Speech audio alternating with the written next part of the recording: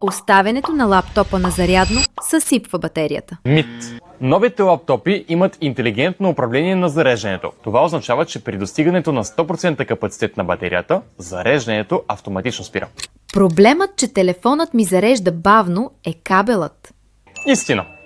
Отчасти. Кабелът може да е проблем, ако е стар или пък е взет от китайски магазин. Но по-скоро проблемът е адаптера. Трябва ти мощен адаптер, ако искаш бързо зареждане на телефона.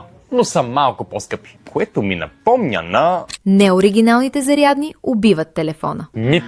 Не всяко неоригинално зарядно е опасно. Има утвърдени брандове, които имат сертификати за качество. Истинският проблем са евтините китайски фалшификати, които нямат никакви стандарти за качество или защита. Ако оставя телефона да се зарежда през нощта, ще съсипя батерията. Мит.